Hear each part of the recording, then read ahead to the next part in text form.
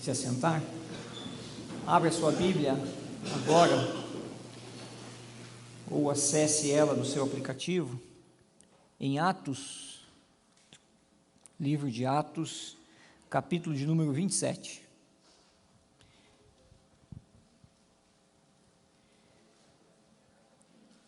Livro de Atos, capítulo de número 27.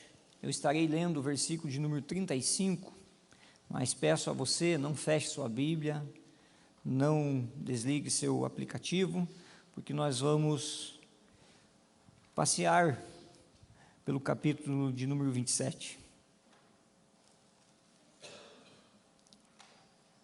Atos, capítulo de número 27, versículo de número 35, diz assim: Tendo dito isto, pegando um pão, deu graças a Deus na presença de todos, e depois de o partir, começou a comer. Deus, nós te louvamos, ó Deus, por essa manhã novamente, mas também agora nós te louvamos, ó Deus, porque a tua palavra novamente também foi aberta, e precisamos do Senhor, para que o Senhor ministre aos nossos corações, para que o Senhor nos passe a verdade bíblica, para que venhamos a entendê-la e praticá-la na vida. Isso, ó Deus, buscamos no Senhor, porque dependemos integralmente da sua ação no nosso coração, mediante o seu Santo Espírito, em nome de Jesus. Amém.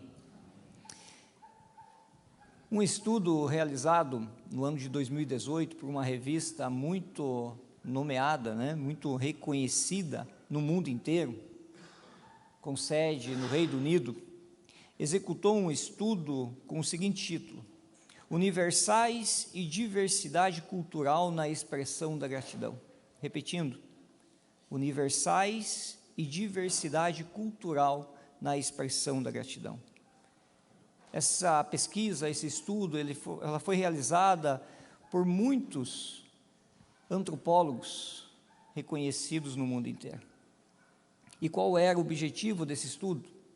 O objetivo desse estudo era investigar como a gratidão se expressa em diferentes culturas, nas mais diversas culturas, como que a gratidão é demonstrada, como que a gratidão é verbalizada. E para isso, então, eles presenciaram vários episódios cotidianos do dia, naquele momento que alguém recebe um favor do outro, naquele momento que alguém recebe um apoio do outro, uma ajuda do outro. Qual foi o resultado? O resultado indicou que expressões verbais de gratidão, como obrigado, como simplesmente dizer grato, são relativamente muito raras nas interações nas diferentes culturas. E destacaram o seguinte com relação às culturas, que nas culturas ocidental, europeia, tende a expressar gratidão com muito mais intensidade e com muito mais frequência. Então, italianos, ingleses, estão numa margem acima de muitas outras culturas. E até mesmo nós poderíamos assim dizer, ou refletir sobre essa questão, porque muitas vezes nós falamos que os ingleses são muito mais educados, não é mesmo? Usam palavras de educação. Mas também, essa pesquisa, ela demonstrou que as culturas orientais, apesar de terem muitas palavras no seu idioma que poderia expressar gratidão, são aqueles que menos expressam gratidão. E eu lembrei de algo na minha caminhada na 25 de março em São Paulo, em contato com muitos estrangeiros orientais. Se você de repente executar um ato de compra, eles não dizem obrigado, não é mesmo? Eu lembro de um detalhe que uma vez alguém passou por um corredor e derrubou, né, uma pilha de chiquinhas de cabelo. Eu sou pai de meninas, tá? Eu caminho por esse lugar, tá? E eu juntei tudo aquilo e coloquei no lugar novamente. E o camarada olhou para mim e disse assim: não vai comprar? Tudo bem, ok? Tá? Mas nas culturas indígenas na América do Sul, algumas não têm somente uma palavra para expressar a gratidão. No seu idioma existem muitas palavras, mas também tem uma tribo no Equador que sequer existe uma palavra, é o contrário, não se expressa gratidão naquela língua. Olha só que interessante. Então, meus irmãos, a gratidão parece ser universal, não é mesmo? Mas não é. A gratidão, ela não é algo que basta tão somente ter no idioma, na língua falada. Ela necessariamente precisa ser o quê? Expressada, verbalizada, demonstrada. Refletindo sobre essa pesquisa, me veio algumas coisas à mente sobre a gratidão. E uma delas é o seguinte: quais são as possíveis situações as quais fazem com que nós deixemos de expressar, de demonstrar, de verbalizar gratidão a Deus diante das bênçãos recebidas? E eu vou passar apenas aqui rapidamente por 4 delas. A primeira é um coração que se baseia no mérito. É aquele coração assim que eu trabalhei, eu fiz, eu lutei, eu conquistei. Nesse coração não há espaço para gratidão, porque tudo que ele tem, tudo que ele é, tudo que ele possui, tudo que ele construiu, ele pensa assim: fui eu que fiz, é mérito meu. E para um coração que se baseia no mérito, para uma consciência de uma pessoa que olha para tudo que tem, para tudo que é, com a consciência tão somente de que ela alcançou tudo pelas forças dela, não cabe gratidão. Não cabe gratidão a Deus. A gratidão, ela desaparece do coração. Mas tem um outro tipo de coração também, o coração cobiçoso, o coração o qual existe aquele desejo constante por mais, por mais, por mais, e nunca há um espaço para o contentamento, e a falta do contentamento faz com que esse coração não percebam as bênçãos já recebidas. E não é assim muitas vezes conosco? Vamos pensar na questão do celular. Vamos pensar, ou quem sabe para você, o celular não tenha tanta conexão, mas o carro. Ou quem sabe o tênis novo. Ou quem sabe o kit de espeto de churrasco. Coisa simples da vida. Que de repente você tem essas coisas, mas no outro dia aparece uma nova versão sobre aquilo e você o quê? Quer novamente.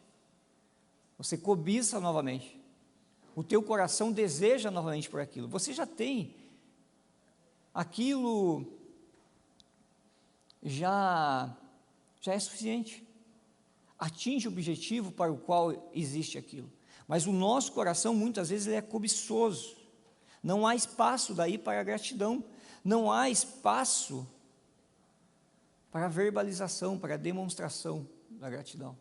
Porque você sempre quer mais, sempre deseja mais, e o seu coração fica cego para as bênçãos já recebidas de Deus.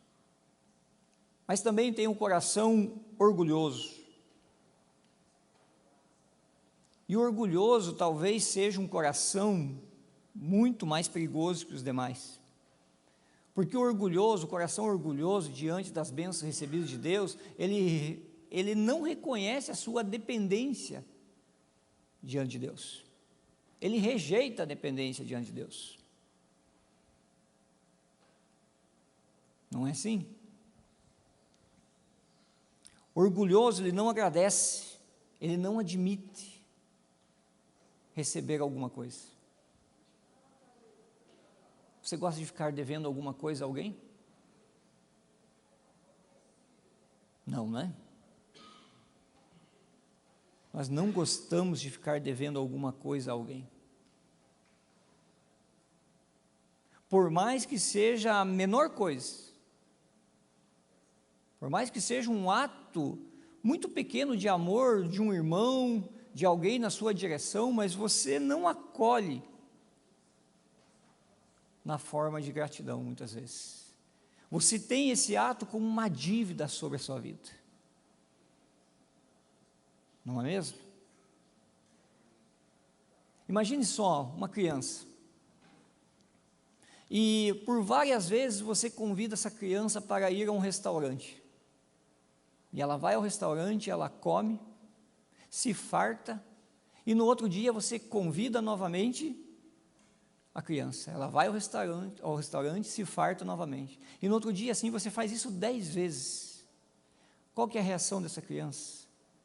É uma reação simples, de alguém que recebe esse convite, de alguém que recebe esse favor, se alimenta, se satisfaz e sai alegre, não é mesmo?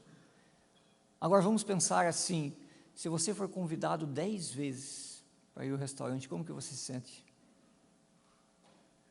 Na segunda vez é eu que pago, não é mesmo?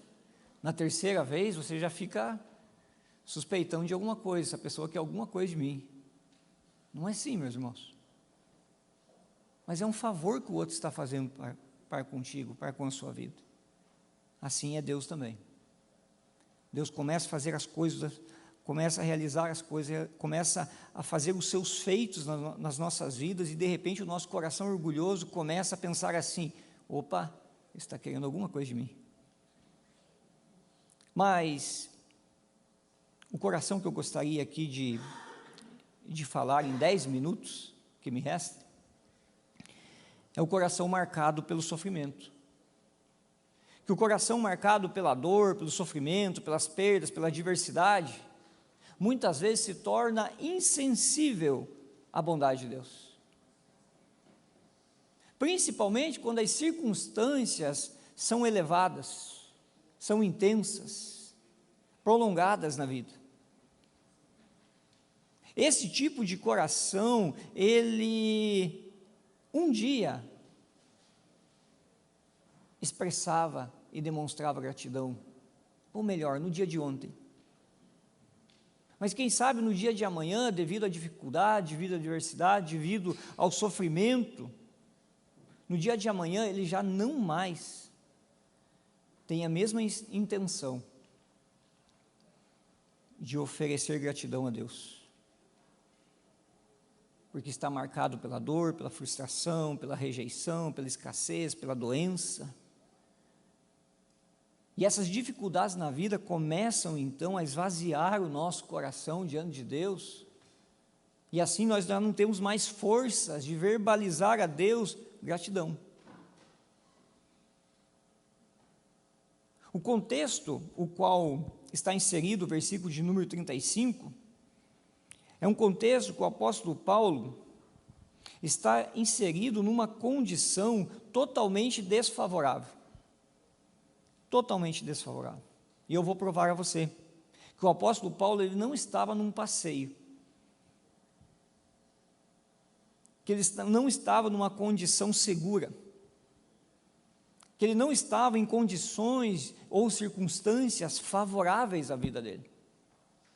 Mas mesmo assim o texto vai dizer que ele pegou um pão, deu graças a Deus na presença de todos. E eu vou te provar isso rapidamente. Versículo de número 10. Demonstra a consciência do apóstolo Paulo com relação ao perigo daquela viagem. Paulo entra naquele navio sabendo dos perigos. E não eram perigos qualquer. Os prejuízos não eram somente materiais, porque ele vai lá então declarar o seguinte, que era o perigo da própria vida. não é mesmo? No versículo de número 14, aquilo que parecia ser favorável para o capitão, para o centurião naquele navio, o vento que vinha do lado sul, de repente o vento muda, o vento agora vem do nordeste, vem um tufão, atinge o navio com força, e o texto vai dizer o seguinte, que eles não podiam resistir ao vento, porque o vento era muito violento, e por ser violento, eles ficaram à deriva. No versículo de número 19, outra medida ilógica diante do desespero. Lá vai dizer que eles lançam fora a carga, na tentativa de preservar a própria vida. No versículo de número 19, outra medida ilógica, muito mais ilógica agora, porque eles lançam fora até a armação do navio com as próprias mãos. A armação, as velas, aquilo que poderiam levar eles para outra direção, que poderia socorrer eles, mas no desespero, eles lançam fora.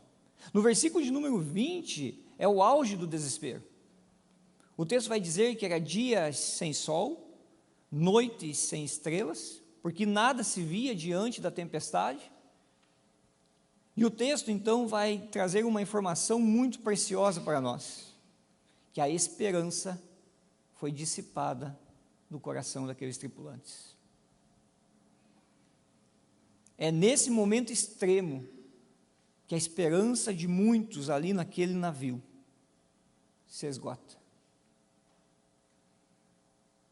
E daí aparece o apóstolo Paulo. E com todo temor a Deus, vou dizer que ele é doido. Por quê?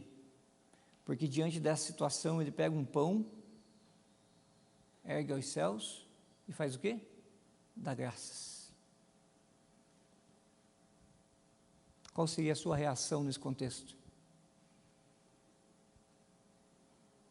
Você daria graças a Deus simplesmente pelo pão que você tem em suas mãos para se alimentar? Duas aplicações rápidas. A minha pergunta é o seguinte: o que levou o apóstolo Paulo a agradecer a Deus pelo pão naquelas circunstâncias desfavoráveis? Primeiro, a convicção de que Deus governa todas as coisas. Versículos 21 ao versículo de número 25.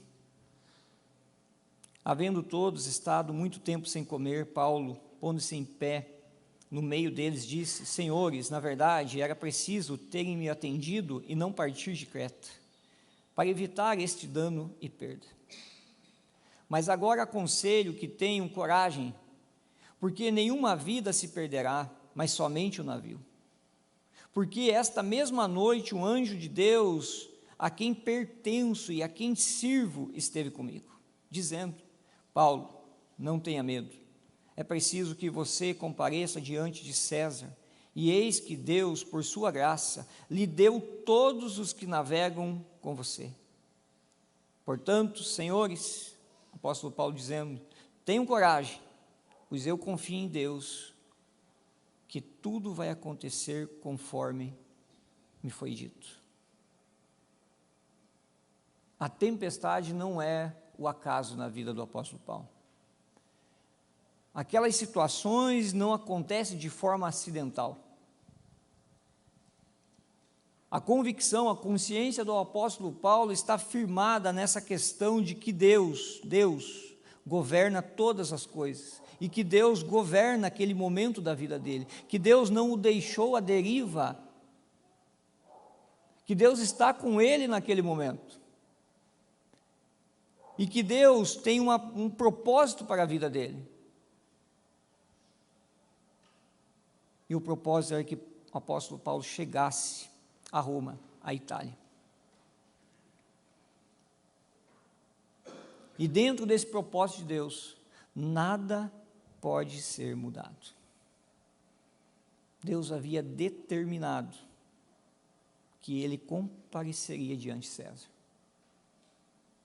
Assim também Deus tem os seus propósitos para as nossas vidas no tempo da adversidade, no tempo do sofrimento, no tempo da dor, no tempo da tribulação. Nós precisamos estar atentos somente para entender quais são os movimentos de Deus nas nossas vidas. João Calvino, comentando o Salmo de número 92, que foi lido no início, ele vai dizer o seguinte: toda a vida dos fiéis deve ser uma contínua ação de graças a Deus. Repetindo, toda a vida dos fiéis deve ser uma contínua ação de graças a Deus. Toda a vida. Calvino entendia que a fé verdadeira, ela não pode ser abalada pela ingratidão. A gratidão faz parte da fé verdadeira diante de Deus, mesmo diante das circunstâncias adversas. Nós somos chamados a reconhecer a Deus, o governo de Deus, a soberania de Deus sobre as nossas vidas, mesmo nos tempos da tempestade. E mesmo assim dar graças a Deus, porque Ele ali está conosco, porque Ele ali está cuidando das nossas vidas, porque Ele ali está cumprindo o seu propósito na vida, na família, na vida da igreja. Mas a segunda convicção do apóstolo Paulo, ao pegar o pão e dar graças a Deus na presença de todos, não é uma questão tão somente de matar a fome, minha última refeição. Nós podemos pensar assim, né? Vou aproveitar o pão, já que o barco está à deriva, estamos sendo levados às rochas, o texto vai continuar dizendo isso, vai bater no banco de areia, então eu vou me alimentar, vou ter uma última refeição. A questão aqui também não é que o apóstolo Paulo aqui está ministrando a ceia, né, porque tem essa proximidade, pegando um pão, dando graças. Não, também não é. A questão aqui é que o apóstolo Paulo está afirmando a sua fé diante de Deus, naquilo que é suficiente para a vida dele. No comentário da minha Bíblia, vai dizer assim, ó: o ato de Paulo de dar graças e partir o pão não é uma celebração da ceia do Senhor, e sim um testemunho de sua fé no Deus que estava prestes a tirá-lo daquela situação.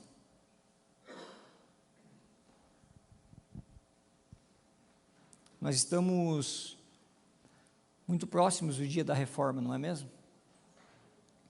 E tem uma sola que vai falar que Cristo é suficiente.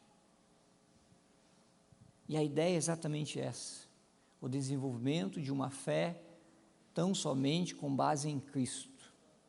Cristo é suficiente para as nossas vidas. E um coração que conhece o Evangelho, um coração que vive com gratidão diante de Deus, reconhece que Cristo basta.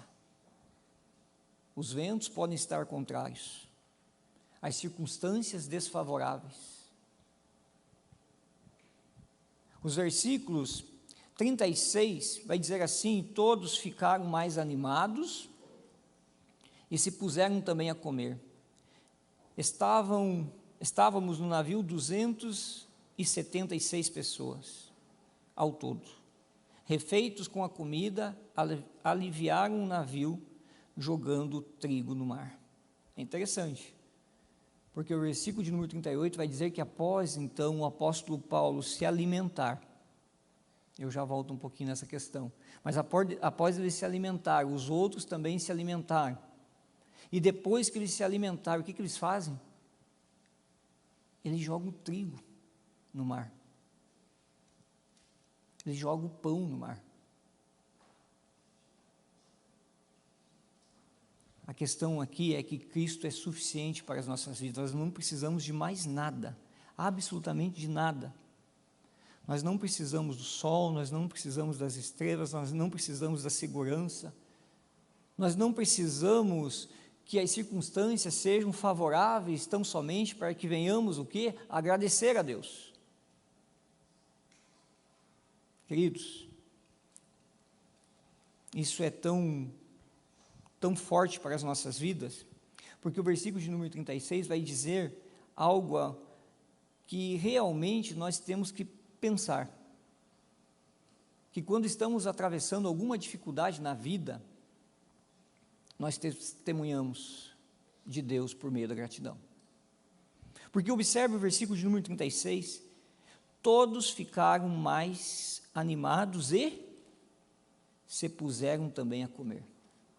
A questão do ânimo aqui, ela não vem depois do alimento. A questão do ânimo aqui vem antes, pelo testemunho do apóstolo Paulo.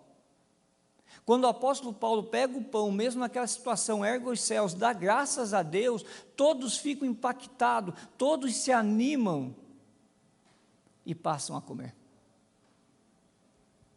O nosso testemunho no tempo do sofrimento, da aflição, da dor, quando nós testemunhamos, quando nós verbalizamos, quando nós expressamos, demonstramos a nossa gratidão a Deus, impacta a vida dos incrédulos. Impacta a vida dos incrédulos. Por isso nós temos responsabilidade também diante disso. Que você possa refletir como está a sua vida nesse tempo, como está o seu momento nesse tempo, e se você estiver passando por uma aflição, por uma dificuldade, por um sofrimento, seja intenso ou seja o menor possível, saiba que Cristo é suficiente para a sua vida, você não precisa de mais nada, porque o hino que nós cantamos diz assim: graças te dou por tudo que me deste, primeiro a salvação em meu Jesus. E se você tem a salvação, você não precisa de mais nada, porque você já tem tudo. Que Deus abençoe a sua vida, que Deus te fortaleça. Vamos orar? Pai bendito, Deus de amor, nós te louvamos por esta manhã, te louvamos com um coração grato diante do Senhor por tudo que o Senhor tem feito em nossas vidas. Obrigado a Deus porque o Senhor sim nos sustenta no tempo da adversidade. E nós te louvamos por isso. Nos ajuda a viver convictos, ó Pai, que o Senhor governa a nossa vida. Nos ajuda, ó Deus, a viver convictos de que Cristo é suficiente para o nosso coração. Nos ajuda, ó Deus, a testemunhar ao mundo que nós recebemos a aflição de forma diferente, porque nós não pertencemos a esse mundo, mas nós pertencemos ao mundo celeste, o qual nos aguarda. E assim damos respostas à adversidade de forma diferente do mundo.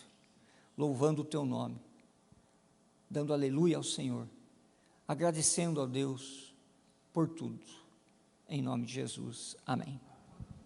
Kelly, por gentileza.